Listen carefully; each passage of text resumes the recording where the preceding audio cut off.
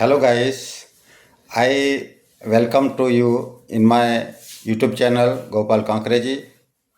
હું છું તમારો Muljibhai Joshi, an adviser of animal husbandry profession. નમસ્કાર દોસ્તો, જય ગૌ માતા. આપણે ગત બે વિડીયોમાં ભાગ 1 અને ભાગ 2માં હાડકાના રોગના લક્ષણો, તેની ગંભીરતા અને તેના વેક્સિનેશન એટલે કે રસી મૂકાવવાની એ બધી વાત આપણે કરી હતી. મિત્રો, આ રોગની આટલી લંબાણપૂર્વક વાત એટલા માટે કરવી પડી કે તે ગંભીર રોગ છે અને આખા વિશ્વમાં આ રોગના કેસ થતા હોય છે. વળી ગંભીર એટલા માટે કે પશુમાંથી માણસને થાય, માણસથી પશુને થાય, આવું થતું હોય છે. અને બીજું કે હાડકાનો રોગ થયા પછી એનો કોઈ ઈલાજ નથી. પશુ હોય કે માનવ હોય, એનું ડેથ નિશ્ચિત હોય છે કે મરણ નિશ્ચિત હોય છે. તો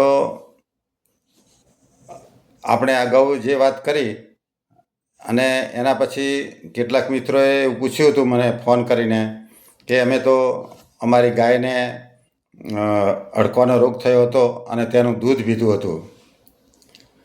કેટલાકના પ્રશ્નો એવા હોય છે કે ભાઈ અમે તો એના હેઠા પાણીમાં હાથ નાખ્યા હતા. કેટલાકનો પ્રશ્ન એ હોય છે કે અમને પહેલાં ખબર નથી એટલે અમે તેને દવા પીવડાવી હતી. ક્યારેક વેટરનરી પ્રેક્ટિસ કરનાર ભાઈઓ પણ પૂછતા હોય છે કે શરૂઆતમાં ડાયગ્નોસિસ ન થયું અને અમે તેને આઈવી ઇન્જેક્શન કે બોટલ ચડાવી અને તેના લોહીનો સ્પર્શ થયો હતો.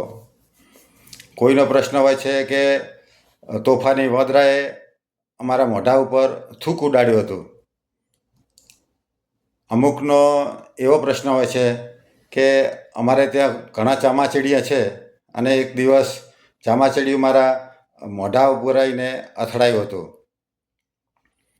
તો ક્યારેક પ્રશ્ન એવો હોય છે કે અડકાયું જાનવર હોય છે તોફાન બહુ કરતું હોય છે અને ક્યારેક ગાય વર્ગના પશુઓ તો પોતાનું શિંગડું પણ ભાગી નાખતા હોય છે, અથવા તો ભેંસ વર્ગમાં માથું ભટકાવાનો પ્રશ્ન વધુ થતો હોય છે એટલે તે માથાની અંદર લોહી નીકળતું હોય છે.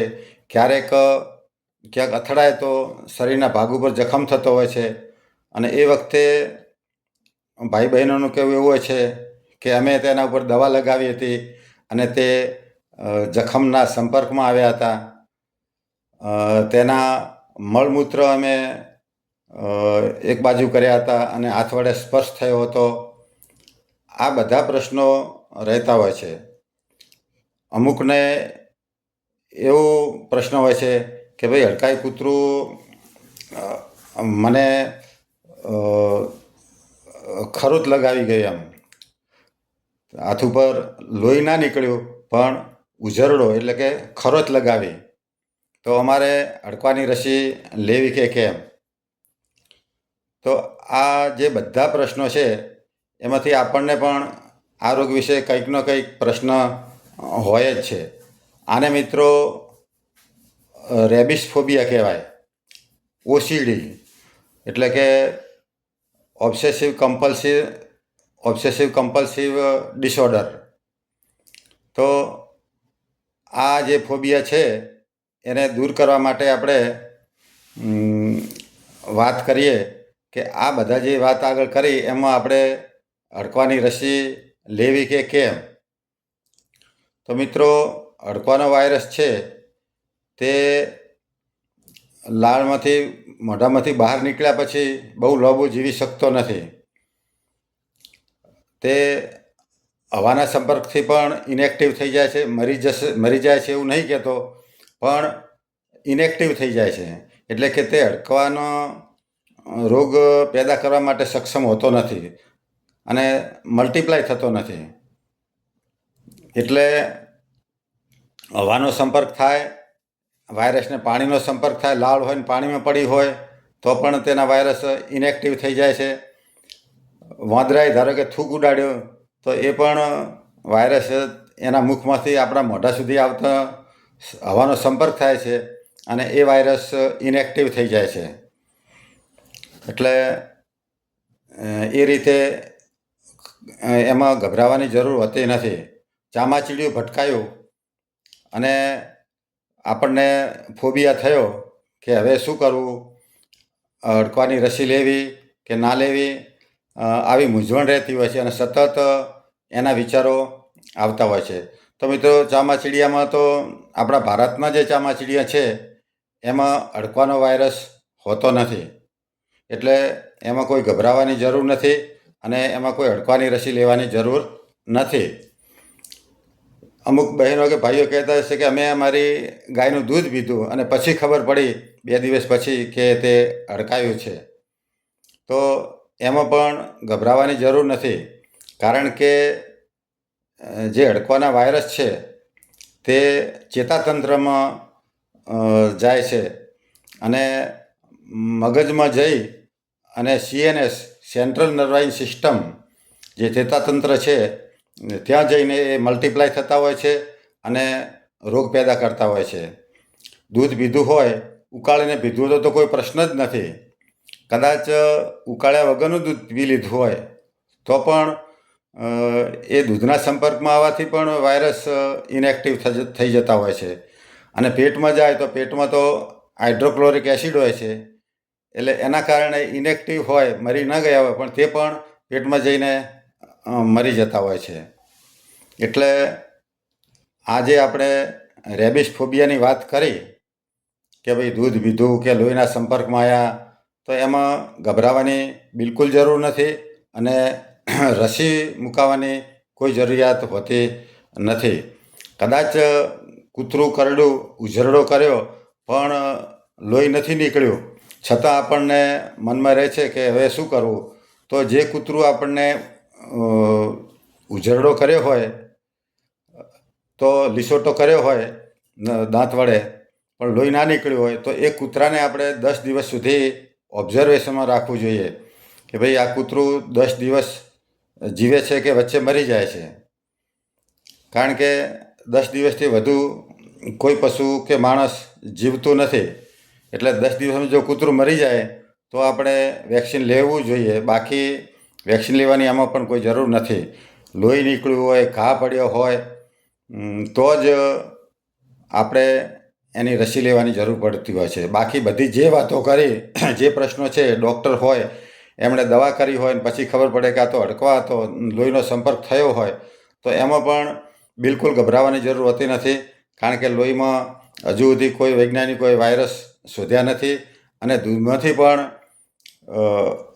અડકાયા પશુના દૂધમાંથી વાયરસ જોવા મળ્યા હોય એવો પણ કોઈ વૈજ્ઞાનિક પુરાવો આજ સુધી નથી.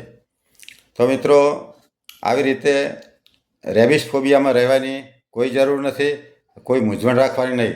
ચોક્કસ અડકવાના રોગને આપણે ગંભીર કહીએ છીએ તે કોઈને ગભરાવા કે ડરાવવા માટેની વાત નથી, પણ તેનાથી સાવચેત અને સાવધાન કરવા માટે આપણે આ માહિતી આપી રહ્યા છીએ અને આ બધી વાતો કરી રહ્યા છીએ.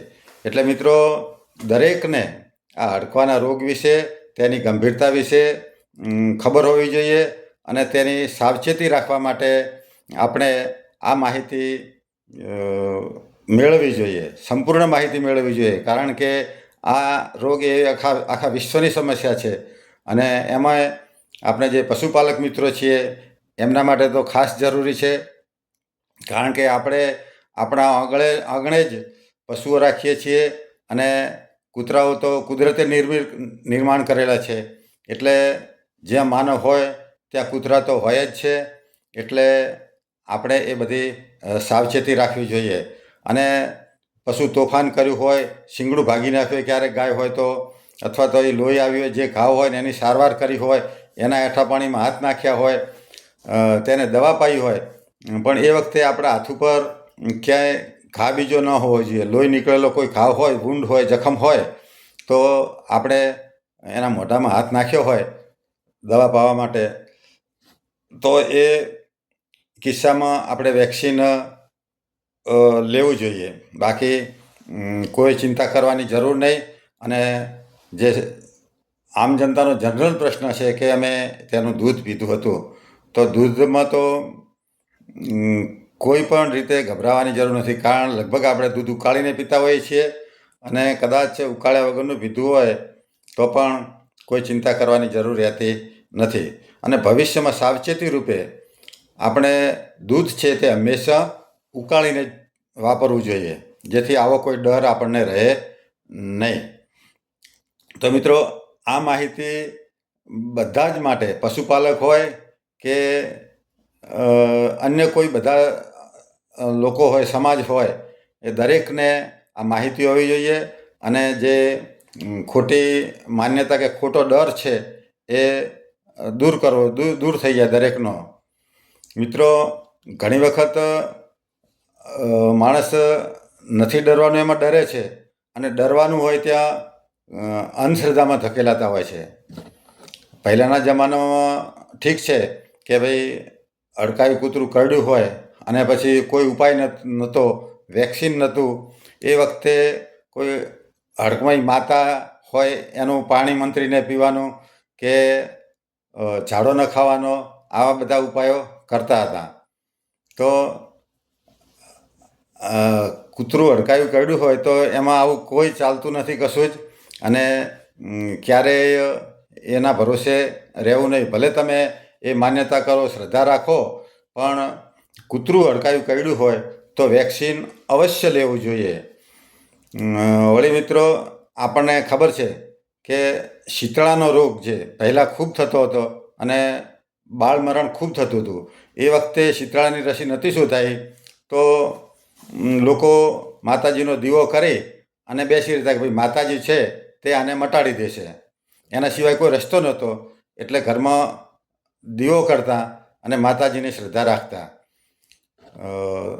પછી એની રસી શોધાઈ ત્યારે ખબર પડી કે ભાઈ આ તો માતાજી નથી પધાર્યા, પણ આ એક રોગ છે વાયરસથી થતો, અને એ વાયરસની રસી મુકાઈએ તો આ રોગ થતો નથી. અને આ રસી શોધાયા પછી તમામ લોકોને આપણે બાળક જન્મે એટલે એને BCGની રસી મુકાવતા, અને હવે આપણો આખો દેશ, આખું વિશ્વ એ શીતળાના રોગથી મુક્ત થઈ ગયું છે. પરંતુ મિત્રો, હડકવાના રોગમાં આપણે આવી અંધશ્રદ્ધામાં ના રહેવું જોઈએ. જો હડકાયું કૂતરું કરડ્યું હોય તો અવશ્ય રસી લેવી જોઈએ. ભલે આપણે માતાનું પાણી મંત્રાઈને પીએ, તેની માનતા કરીએ, એના ઉપર શ્રદ્ધા રાખીએ, પણ હડકવાની રસી મુકાવવાનું ક્યારેય ચૂકવાનું નહીં. અને મિત્રો, આ માહિતી વધુમાં વધુ જગ્યાએ શેર થાય, વધુને વધુ લોકોને આ માહિતી મળે અને ખોટો ડર દૂર થાય અને સાચી જે વૈજ્ઞાનિક પદ્ધતિ છે તેનો અમલ થાય, એ માટે ખૂબ ખૂબ શેર કરજો. અને આ વિડીયોને શેર કરશો, આ માહિતીને શેર કરશો તો એક સમાજ સેવા કર્યાનું પુણ્ય મળશે. મિત્રો, મારા એકના આ રીતે બોલવાથી અને વિડીયો મૂકવાથી કંઈ સમગ્ર લોકો સુધી પહોંચી શકવાનું નથી, પરંતુ આપ સૌના સાથ સહકારની જરૂર છે. આપ સૌ આને સાંભળજો અને વધુમાં વધુ શેર કરજો, જેથી વધુમાં વધુ લોકો સુધી આ માહિતી પહોંચે અને દેશમાં, દુનિયામાં જે હડકવાના કેસ બને છે, જે મરણ પ્રમાણ થાય છે, એ મરણ પ્રમાણ ઘટી શકે અને તેનો ખોટો ડર દૂર થાય અને સાચી વૈજ્ઞાનિક પદ્ધતિનો અમલ થાય. આ મારો ઈરાદો છે અને આપ સૌ સાથ સહકાર આપજો. મારા આ વિડીયોને સબસ્ક્રાઈબ કરજો, લાઈક કરજો, શેર કરજો અને મને સાથ સહકાર આપજો. જય ગૌ માતા, જય ગોપાલ.